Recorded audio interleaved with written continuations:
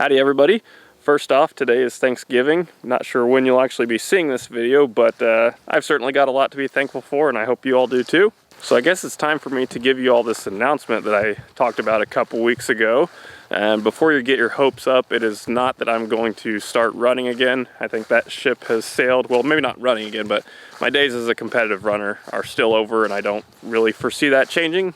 So there's going to be a little build up into this before I actually say what's going on. But starting off, just a little bit more about myself. I've never been a super materialistic person. I've always just been focused on, what are my basic needs of living, and that's what I kind of prioritize financially.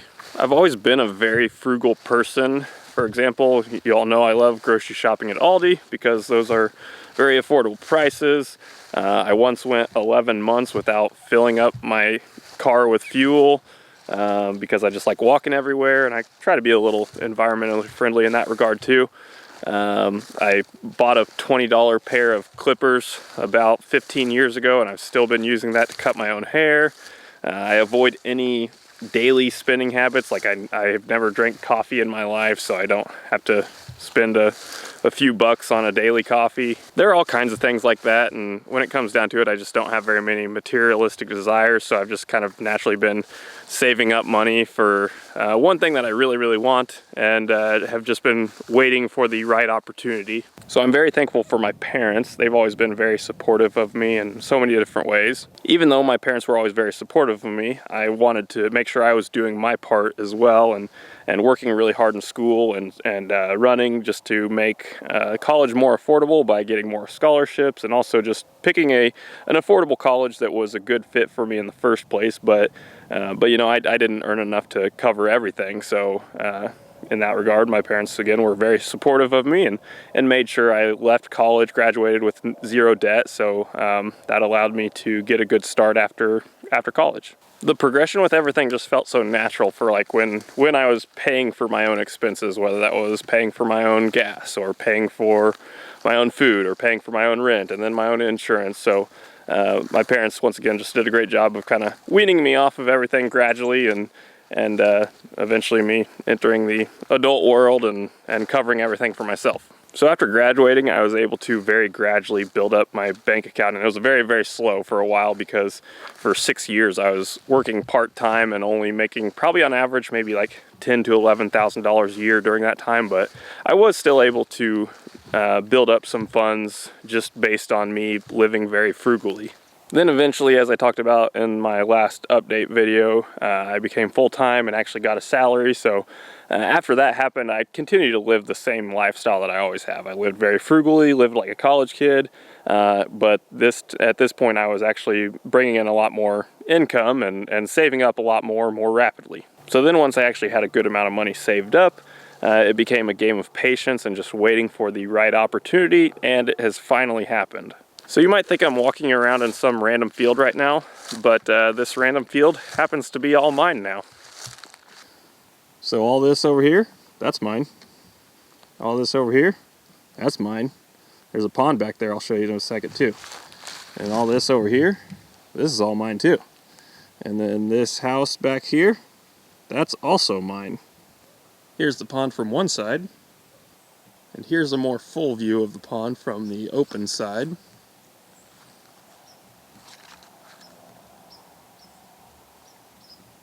Tried fishing just a little bit in here a couple days ago. I have no idea if there's anything in it or not, but there's got to be something, I would imagine. But eventually I'll need to get some fish transported over here. So there were so many factors involved in finding the right spot. Some of those factors include the amount of land, the shape of the land, the terrain as far as like elevation change goes, what type of grass is it in floodplain or not, what's the driving distance to campus, is it wooded, are there any woods on it, or is it just totally open field, is there any water on it, whether it's a pond or a strip pit, is there a house on the land, and if so, what attributes does that house have, like the size of the house, how new is it, just what's the floor plan like, being all pavement to drive to campus versus also having close access to dirt roads. So there are a lot of different factors in what I wanted to find in the right piece of land. And I knew there wouldn't be a 100% perfect scenario, so I just needed to think about what are my priorities and being able to check off as many boxes of those as I can. I mean, this is a decision that I hope to and plan to only make once in my lifetime, so I wanted to be pretty confident in the land I was picking and that it checked off most of the most important things that I wanted. So out of all the things on this planet that people want and desire, you might be wondering, why does Ben want land so bad? Basically, everything in my life revolves around what can I do to make Pitt State cross country a better place. And so I just wanted to have land of my own to kind of turn into training grounds for distance runners, primarily for Pitt State cross country, but then also it's kind of another dream of mine to eventually have a post-collegiate training group where, you know, people can graduate from this program, and if they want to keep pursuing the sport, have a place that they can do a lot of their training after college. So there have been so many different things and ideas that have come to mind over these past few years while I've been dreaming of having this land, but it's going to be a bit of a long process. So here's kind of what I am prioritizing. So my first priority is to make a training loop out here, and the goal is to have that done in time for the team to train at as early as next fall. I've done some satellite mapping and it looks like it should be pretty easy to get a 1K loop that goes mostly around the perimeter. And then of course I've got all the land on the inside as well, which I'd like to use to make some add-ons or cutoffs for like a 1600 loop or a 400 loop for various workouts and have some options. Of course, being able to make a training loop requires some equipment, so fortunately I was in a position to put down a pretty good down payment for the property, as well as holding a decent amount aside to get some equipment, whether that be a tractor or a mower or just whatever needed to get what I need. Fortunately, the land I don't think is going to take like too much work to get a loop going, so I think I'm in a decent position there. My second priority is paying off my mortgage as soon as I possibly can. As somebody who's never been in debt before, I've always just saved up money, and if I want something, I just have enough to buy it. But I absolutely hate the feeling of being in debt. I don't like the thought of paying all this interest over the long haul, and when I could have been putting that money towards something else. But of course, with a purchase this substantial, I kind of had no choice but to take out a loan. So yeah, I want to get that paid off. So as soon as I'm done with that, then I can just put every bit of my disposable income into this property. And then my third priority for the land is just to add whatever I want to the whole property to make it a better venue for training for distance runners. So some of the various ideas that I have for this land over the long haul are to make like a little shed that has turf in it and strength training equipment. Maybe some outhouses for when distance runners need to use the bathroom. Cross-training equipment for athletes that are injured but still want to be out here and watching the workout while they're getting in their cross-training workout. Signage for the training loops and the various loops that I'll have out here as far as like measurements and split points go. That's something else I want to add. Maybe have an area where that just has a bunch of benches where athletes can sit and either we meet before practice or after practice, or have some announcements, or they got to sit down somewhere to put on different shoes, whatever it might be. Eventually, I would like to build my own little cabin out here, I think. When I was finding land, my perfect world, like the perfect piece of land, I would have found land without a house on it at all, so I wouldn't have to pay for that. I just really like the idea of building my own and just having exactly what I need, not having too much house or just having the space that I need and keeping it very simple. And then my fourth priority of buying this whole property is taking care of the house. There will be things that come up, but even though I'm very basic and just need it to be functional and livable, there will be things that come up that I need to take care of and maintain it, and so it may jump around in priority a little bit. The fact of the matter is that I do need to maintain the house, so I can't totally ignore that. So as far as the house goes, some details about that. It is an old farmhouse. It's a little over 50 years old, so it's definitely got some wear and tear as you'd expect, but it's actually in pretty good shape still. It is a little bit too much house for me personally, but it does have a pretty good open floor plan that will be great for some team gatherings, so I like that aspect of it. The land was the most important aspect of me finding the right place though, so those things that were wrong with the house in my mind or weren't the good fit for me as far as being a little too big or a little too old, it wasn't a deal breaker for me. I also want to add some various aesthetic things to the land, such as like some gorilla statues, maybe some Pitt State flags, maybe plant some trees at some point in time.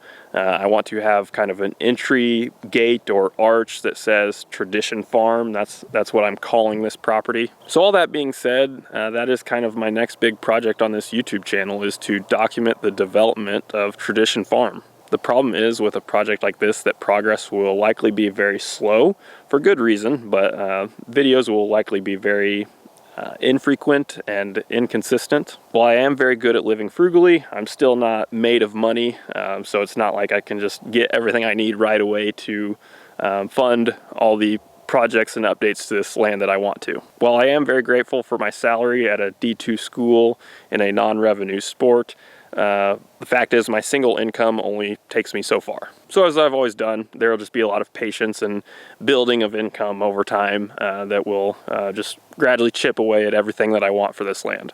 Then of course, financials aside, I've still got to remember I've got to do my actual job, which is coaching and recruiting and hosting meets and all the other things that go into coaching at a program that is winning national championships and is wanting to continue to do so. So it keeps me pretty damn busy throughout the academic year. So yeah, that's pretty much the big news that I was talking about a couple weeks ago that I had for you all. May not seem super exciting to a lot of you, but for me, this is literally a dream come true. I also want to give a shout out to Mason.